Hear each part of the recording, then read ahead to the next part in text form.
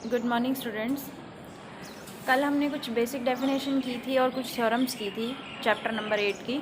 आज हम chapter number 8 की नेक्स्ट डेफिनेशन कर रहे हैं एसोसिएट्स। एसोसिएट्स देखो किनको बोलेंगे, आर कोई भी कॉम्यूटेटिव रिंग है विद यूनिटी एलिमेंट। कल भी हम यही लेके चल रहे थे ना, R commutative ring with unity element.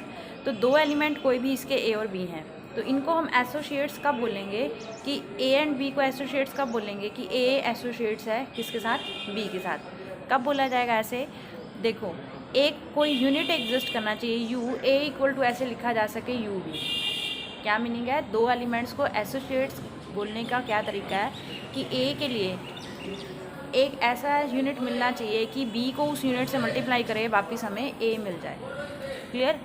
तो ये तो हम ए और बी को क्या बोलेंगे, एसोसिएट्स बोलेंगे, या फिर उनको एसोसिएट्स को हम ऐसे लिख रहे हैं, ये नोटेशन दे रहे हैं। इसका मतलब क्या है, ए और बी क्या है आपस में, एसोसिएट्स हैं। क्लियर, ये ध्यान रखना है, ए और बी आर एसोसिएट्स। अब ए और बी एसोसिएट्स हैं, ठीक है। तो जैसे हम लेते हैं एग्जांपल, जैसे रिंग ऑफ इंटीजर्स हैं। रिंग ऑफ इंटीजर्स क्या है हमारी, z है। तो इसके जो यूनिट्स होते हैं ना, 1 और -1 होते हैं, ठीक है। यूनिट्स मतलब नॉन जीरो एलिमेंट जिनका इन्वर्स एग्जिस्ट करता है, वही यूनिट्स होते हैं ना। तो फिर इसके रिंग ऑफ इंटीजर्स के जो यूनिट्स हैं वो कौन कौन है, 1 और -1 इसके क्या है, यूनिट्स हैं। अब 1 और -1 इसके यूनिट्स हैं, तो जैसे अब 25 एलिमेंट मैंने रिंग का उठाया, कुछ भी ले लो, 35 ले लो, कोई भी एक एलिमेंट ले लो। ये मैंने रिंग ऑफ इंटीजर्स का एक एलिमेंट 35 उठाया, तो मुझे क्या ढूंढना है, इसके एसोसिएट ढूंढने हैं। तो एसोसिएट ढूंढने का, good morning ma'am, good news है। देखो हम किसका ढूंढ रहे थे, 35 का एसोसिएट ढूंढ रहे थे। तो एसोसिएट निकालने का एक सिंपल सा तरीका मैं बता देती हूँ। इसका क्या तरीका है, जिस भी रिंग ऑफ इंटीजर्स का आपने एसोसिएट ढूंढना है उसके ना पहले यूनिट्स ढूंढ लो। जैसे मैंने रिंग ऑफ इंटीजर्स, ये जो z है, इसके यूनिट्स बता दिए, 1 और -1 होता है। तो क्या तरीका होता है उसके इसके एसोसिएट ढूंढने का, उस नंबर को उन यूनिट से मल्टीप्लाई कर दो। अब 35 को मैं 1 से मल्टीप्लाई करूँगी तो 35 आएगा, तो ये तो खुद ही वो एलिमेंट हो गया। अब दूसरा यूनिट क्या, -1, 35 को -1 से मल्टीप्लाई करो, -35, तो इसका मतलब -35 भी क्या हो गया, यूनिट हो, ये इसका एसोसिएट। 1 और -1 तो यूनिट से, मुझे 35 का एसोसिएट ढूंढना था, तो 35 का एसोसिएट क्या मिल गया मुझे, -35। तो अब देखो इसको कैसे लिख सकते हैं, ये हुआ। तो मैंने आपको क्या बताया था, a = UB लिख सकते हैं। तो इस तरह से हम ढूंढ सकते हैं।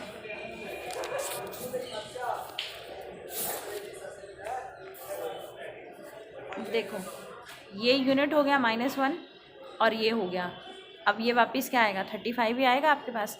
तो हमने क्या ढूंढा, इसके एसोसिएट, 35 का एसोसिएट ढूंढ लिया। तो 35 का एसोसिएट क्या मिल गया आपको, -35।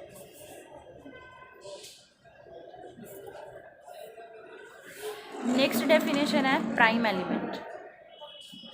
पहले इसकी बेसिक डेफिनेशंस करनी पड़ेंगी ना आपको, बेसिक डेफिनेशंस के बाद ही हम थ्योरम्स के प्रूफ कर पाएंगे, जैसे हमने कल 3 थ्योरम्स का प्रूफ किया था।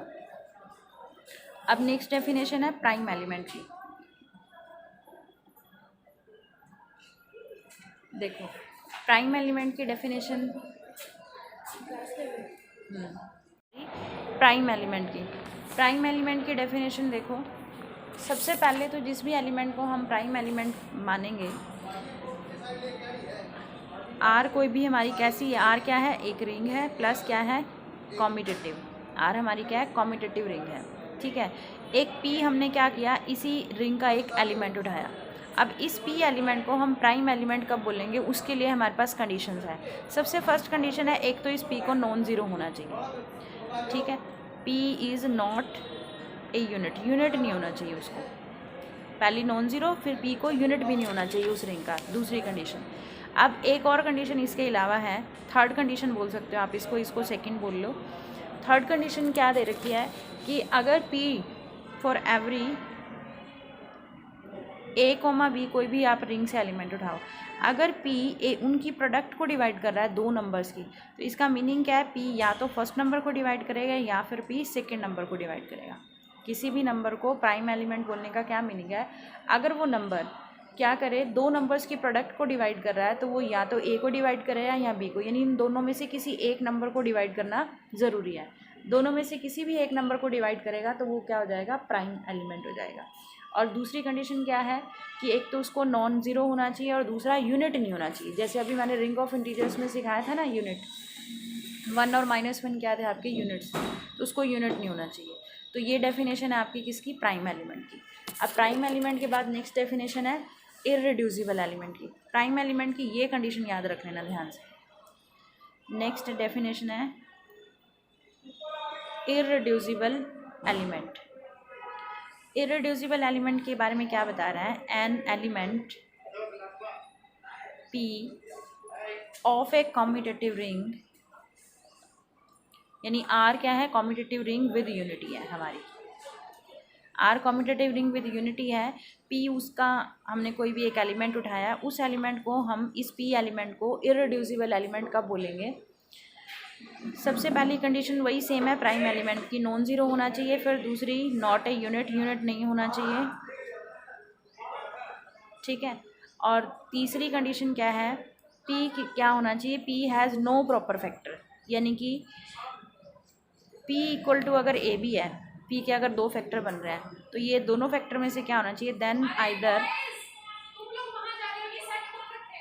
ए और B is a unit.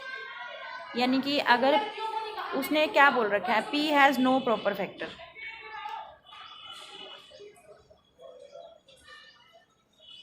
P के कोई प्रॉपर फैक्टर नहीं होने चाहिए। यानी कि अगर हमने P को दो फैक्टर्स की प्रोडक्ट में लिखा है तो वो दोनों फैक्टर में से क्या होना चाहिए, कोई एक यूनिट होना ज़रूरी है, तो ही हम बोले पाएंगे P क्या है, इररिड्यूसिबल। नाम से पता चल रहा है ना, जो जिसको और ज़्यादा रिड्यूस नहीं किया जा सकता, और डिवाइड नहीं कर सकते, उसको पार्ट्स में ब्रेक नहीं कर सकते। तो इसको इस वे, ये सिंपल वे में मैंने बताया, पर इसमें हमें जो ग्रुप थ्योरी हम जो ये कर रहे हैं, इसमें इस रिंग थ्योरी में कैसे समझना है इसको कि P एक तो नॉन ज़ीरो होना चाहिए, यूनिट नहीं होना चाहिए। अगर हमने P equal to A B express किया है तो उस A और B में से कोई एक, आइदर A और B, और लगा हुआ ना, या तो ये या दोनों भी, ये क्या होने चाहिए आपके, यूनिट होने चाहिए, ठीक। तो ये इररिड्यूसिबल एलिमेंट की डेफिनेशन याद रखनी है।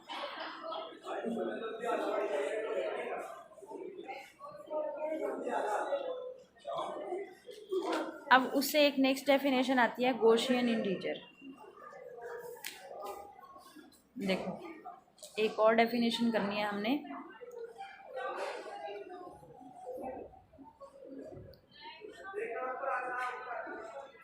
Gaussian integer. अब गॉसियन इंटीजर में क्या कह रहा है, कोई भी एक कॉम्प्लेक्स नंबर, कोई भी complex number a plus iota b, where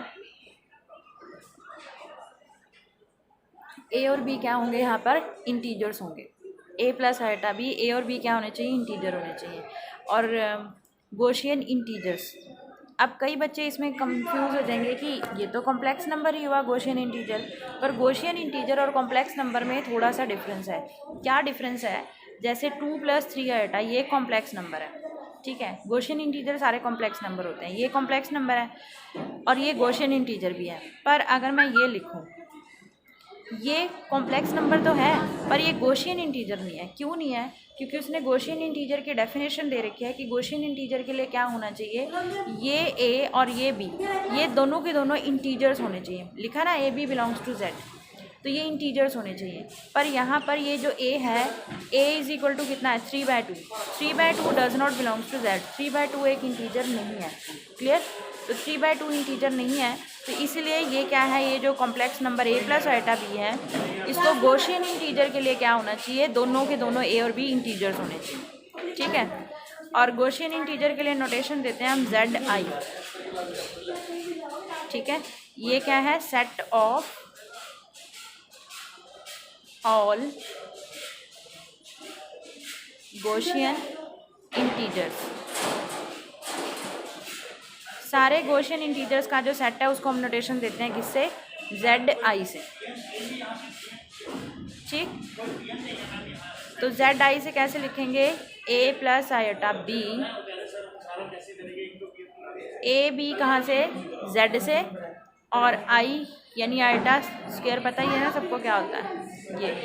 तो ये एक सेट हो गया किसका, गॉसियन इंटीजर्स का। ये क्या, ये रिंग ऑफ गॉसियन इंटीजर भी है, ठीक है। तो ये ध्यान रखना। अब जेड आई क्या बनती है? रिंग ऑफ गॉसियन इंटीजर्स बनती है। और इसके यूनिट्स जो हैं, ठीक है, यूनिट्स कौन कौन से हैं? 1, -1, आयोटा, माइनस आयोटा, ये यूनिट्स हैं, स्टैंडर्ड याद रखने हैं। तो ये गॉसियन इंटीजर की भी डेफिनेशन होगी, ठीक है। फिर इसके बाद कुछ और थ्योरम करेंगे। इक्विवेलेंट रिलेशन अगर आपको याद होगा तो इक्विवेलेंट रिलेशन क्या होता है? जो 3 प्रॉपर्टीज़ को सेटिस्फाई करता है, रिफ्लेक्सिव, सिमेट्रिक और ट्रांजिटिविटी, ठीक है, ये ध्यान रखिए।